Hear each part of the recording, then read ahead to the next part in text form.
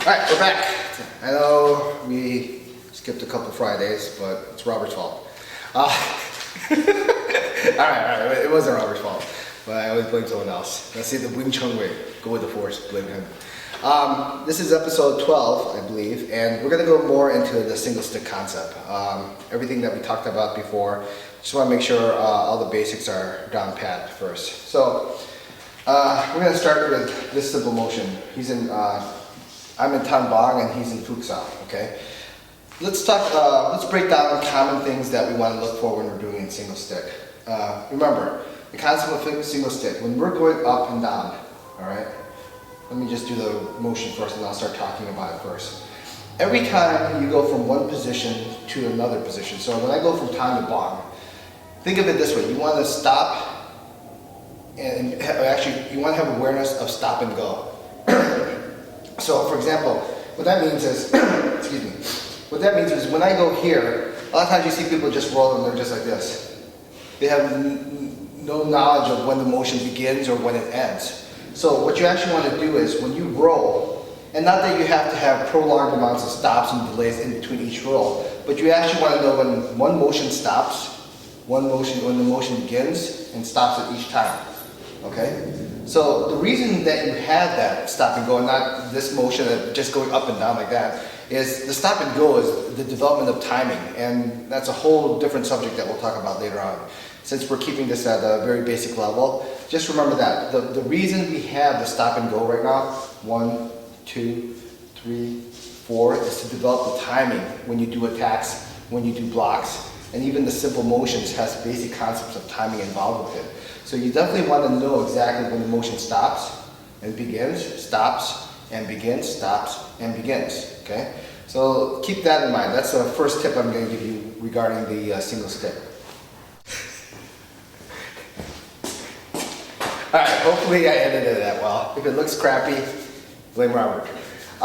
So anyway, we were talking, before I was interrupted, we were talking about knowing when to go, when to stop, when the motion begins and ends, okay? So work on that first. Know exactly, stop, go, stop, okay? Work on that first. The second thing you want to work on is actually, every time you roll, it's a different roll in the sense that the pressure changes every single time.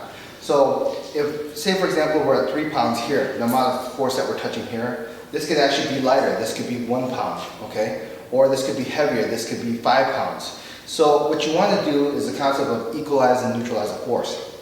So what does that mean? Equalize and neutralize a force, best way to describe it is, let me use Robert. Here, this old example that my teacher used to give. Imagine this is a tree branch, okay? And then this is a bird. The bird lands on the tree branch right here, okay?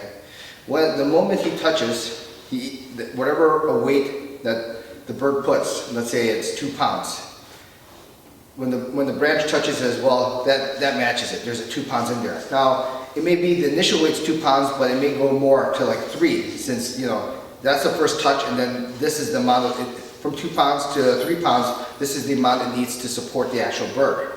So equalize, neutralize, think of it as the point of touch, the point of contact on that point. So he may touch first, the branch touches it, so that's the equalized part. Neutralizes, it goes with it, and that's 3 pounds. So right now it's 3 pounds to neutralize this force.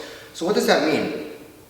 It means that in order for, you remember, we're developing sticky hands here, and the idea of sticky hands is to actually make things stick to you. So from here, this 3 pounds of branch, let's say all of a sudden, in order for the bird to actually fly, it has to push off, and then it can fly. Now if this 3 pounds stays stagnant, okay, static, and the bird pushes off a solid amount, it pushes off, it can fly. But let's say every time the bird pushes, boom. See, every time it pushes, it matches the amount that it's trying to push. So every time he tries to push off to fly, the branch goes along with it, and therefore it's stuck to him. So he needs that push to lift off to fly, and he can't do it. So the same concept goes every single time when we roll. When I go up here to roll, he wants to match the same amount of force that I'm pushing here. If this is 3 pounds and this is 3 pounds, notice if I move my hand, see how his hand automatically follows. It actually knows how much force there is at that particular point.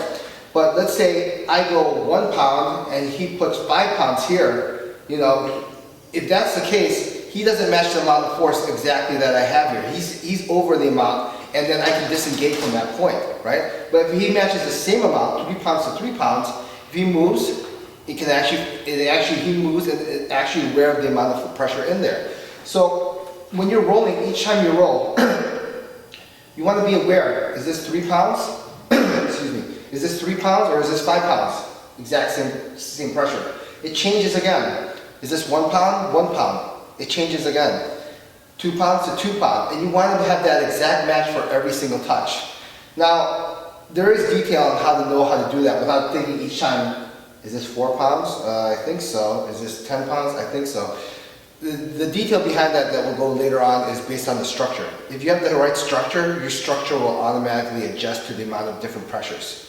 You don't have to do like this. So in other words, here's my bong saw right now. And if I don't have the right structure, he pushes towards my hand and it'll collapse because I don't have the right structure. Or he's pushing a little and I'm pushing like this because I don't have the right amount of structure. If you have the right structure, regardless of the force that you have, whether he goes light, I can match it, or heavy, I can match it. Notice if the right structure is there, you'll be able to equalize and neutralize that the amount of force that you're coming with. So that's something that we'll go more in detail with. But for now, keep it simple as far as, you know, just feel. If you feel yourself, you should feel enough forward pressure that you actually have stick involved. Stick doesn't mean this. If he holds this fukusaw exactly where it is, stick doesn't mean you forcing that stick in like this. Stick actually, in this sense, is 2 points that you touch and the skin slightly stretching, if you can see that. Slightly stretching just enough. You don't want to go where you're here and then slide off that amount. So you don't want to look like this. Never rolling. See how I'm rolling each time? And I don't know how to control that point of contact. I want to be able to, from this point that we touch to this point, look how the skin just slightly stretches each time.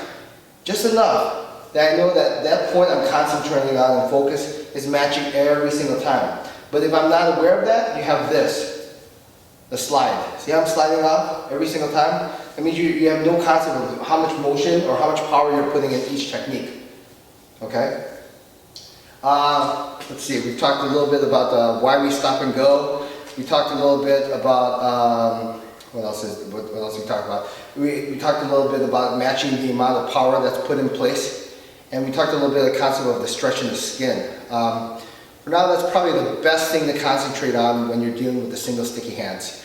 On the final thing, and I think we will talk about one more thing in the next video for single stick, because I'll actually show details into the attack, is you gotta know exactly if you're aiming in the center. First of all, what does that mean?